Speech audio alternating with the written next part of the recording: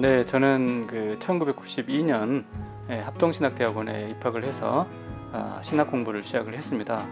설교학을 이제 공부하시고 설교를 하시는 담임 목사님, 정창균 교수님 이렇게 말씀을 듣는 가운데 감동이 많이 됐습니다. 그래서 나도 THM 정도라도 좀 설교학을 다시 이제 공부하고 싶은 마음에 남아공 스텔른보시로 가서 석사과정에 입학을 했습니다. 석사과정 끝나고 박사과정 입학을 해서 설교에서 하나님이 어떻게 임재하시는가 하는 주제로 논문을 쓰고 이제 학위를 받았습니다. 2012년에 이제 합신에 부임을 해서 한 10년 정도 지금 설교학과 이제 예배학을 강의하고 있습니다. 또 인천 성월교회에서 협동 목사로 청년 2부를 섬기고 있습니다. 또 현재 한국 설교학회 회장으로 학회를 이제 섬기고 있습니다. 네, 성경이 말씀하는 설교는 이제 책 제목 이제 그대로 성경이 하나의 인격체로 성도들에게 직접 말씀한다는 그런 느낌이 들도록 하는 것이 가장 중요합니다. 기본적으로 책의 주제는 이제 설교 신학과 또 성경 해석, 또 설교 형식 이 세 주제를 담고 있습니다. 하지만 제 책에 이제 차별성이 이제 있습니다. 그것은 이 세 주제를 최대한 거시적이고 또 통합적인 시각으로 연구하는 것입니다. 이 거시적이고 통합적인 시각이라는 것은 곧 이제 하나님의 어떤 시각을 이제 말씀합니다. 또 성경 해석학에서는 이 하나님의 시각을 틀 의미론, 이제 프레임의 의미를 담아서 전달하는 그런 프레임 시멘틱스라고 할 수 있습니다. 이 틀 의미론의 시각으로 설교를 이제 이해하고 또 성경을 해석하는 방식들, 또 설교 형식을 구성하는 방식들을 소개하였습니다. 네, 제 책의 이제 어떤 장점이라고 한다면 이제 틀 의미론으로 성경을 해석하고 이제 설교 형식을 이제 구성하는 것입니다. 틀 의미론에 이제 세 가지가 있습니다. 대조 프레임, 또 암시 프레임, 이제 모순 이제 프레임이 있습니다. 이것을 이제 우리가 잘 아는 이제 탕자의 비유에 적용을 한다면 대조 프레임은 이제 탕자와 장자가 하나의 극단적인 대척점을 이제 형성합니다. 탕자는 이제 더 이상 타락할 수 없을 정도로 극단적인 타락을 이제 보여줍니다. 반대로 장자는 하나님의 이제 나라에서 장자임에도 불구하고 자기가 가지고 있는 어떤 특권과 또 권세, 자격 이런 것들을 의미 있게 쓰지 못하는 극단적인 이런 장자로 그렇게 존재를 합니다. 대조법은 어떤 선택을 하라, 좋아 보이는 쪽을 선택을 하는 것이 아니고 모든 독자들을 이 두 극단의 대척점에 포획을 이제 하는 것이고 포획된 자리에서 좋은 방향을 이제 가리키는 것입니다. 탕자의 실수는 무엇인가 하면은 하나님 나라에서 나는 이제 종으로 살겠다 그렇게 이제 하는 것이죠. 그래서 종으로 살지 말고 우리 하나님이 주시는 금가락지도 끼고 맛있는 음식을 먹으면서 하나님 나라의 영적인 행복을 누리면서 살라고 초청을 이제 하는 것입니다.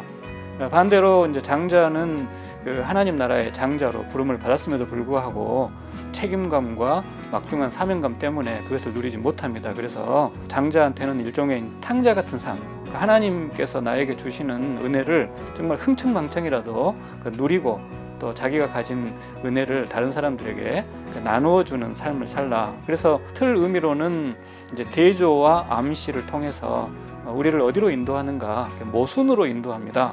모순이라 하면 탕자 같은 성도들은 장자의 삶으로 이제 모순으로 초청을 하는 것이고, 또 자기가 장자로서 하나님 나라의 책임감과 부담감을 가지고 있는 사람은 탕자의 인생으로 이렇게 초청을 하는 그런 모순적인 의미를 제시하고 있습니다.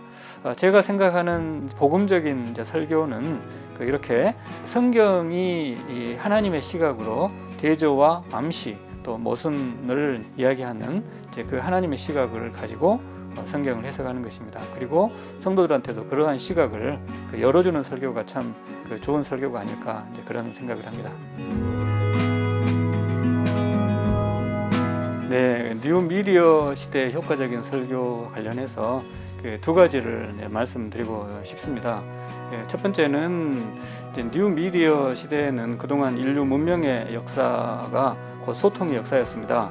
그럴 때 이제 소통을 효과적으로 하기 위해서 우리 인류가 수많은 이제 효과적인 미디어들을 만들어냈습니다.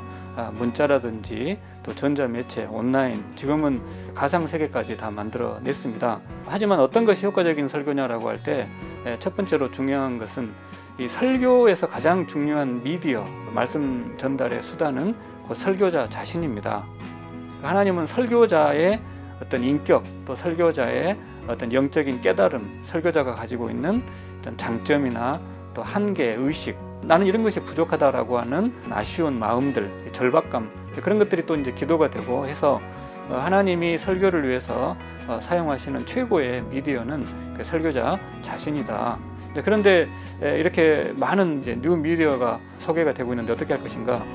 뉴 미디어 시대를 가리켜서 이제 뉴 미디어 융합 또는 융복합 시대라고 합니다. 그러니까 그동안 이제 개발된 모든 미디어들을 한꺼번에 쓰는 것이죠. 저는 이것이 곧 하나님의 어떤 섭리라고 생각을 합니다. 왜냐하면 한두 사람이 만들어낸 것이 아니고 거역할 수 없는 흐름이기 때문에. 그래서 저는 이것이 하나님의 어떤 그 기회이고 하나님의 선물이라고 생각을 해서 우리 설교자들이 자기가 가지고 있는 어떤 열정이나 깨달음, 헌신, 이것을 이제 그동안은 말에 담아서 전달을 했지 않습니까? 그런데 이제는 그 뉴 미디어에 담아서 전달을 할 때 좋은 보완제가 될 수 있다. 하나의 좋은 기회가 될 수 있다 생각을 합니다. 그래서 최선을 다해서 뉴 미디어들을 연구하시고 자기 설교 사역과 목회 사역에 활용하는 그 지혜가 필요하다 생각합니다. 제 책의 1장에서도 언급을 했습니다. 우리가 설교를 잘하고 싶어 합니다만은 과연 우리가 설교를 잘하고 싶어하는 그 절박감, 그 간절함과 우리가 설교를 잘하기를 원하시는 그 하나님의 간절함과 이 두 가지 그 간절함을 비교할 때 과연 우리의 간절함은 하나님의 간절함에 미칠까 하는 그런 생각을 해봅니다. 왜냐하면 정말 하나님은 우리가 설교를 잘하기를 원하고 또 우리를 통해서 그 하나님의 능력의 복음이 성도들에게 잘 전달되기를 간절히 원하십니다. 그 하나님의 그 마음으로 하나님의 말씀을 능력 있게 전달하기를 간절히 기대하고 바라보고 계십니다. 절망적인 상황이 찾아올 때마다 항상 우리 하나님의 간절하심을 기억하시기 바랍니다. 우리 하나님은 간절함으로 끝나는 분이 아니고 그 간절함을 반드시 능력으로 완성하시는 하나님입니다. 우리 목회사역의 현장에서 강력한 어떤 회심의 역사, 성화의 역사, 구원의 역사, 교회 부흥의 역사가 나타나도록 그렇게 성령 하나님께서 동행하고 계십니다. 어려울 때마다 항상 기억하시기 바랍니다. 우리 하나님의 간절하심, 또 간절함을 이루기 위한 그 아들을 죽이신 그 십자가의 보혈을 기억하시기 바랍니다.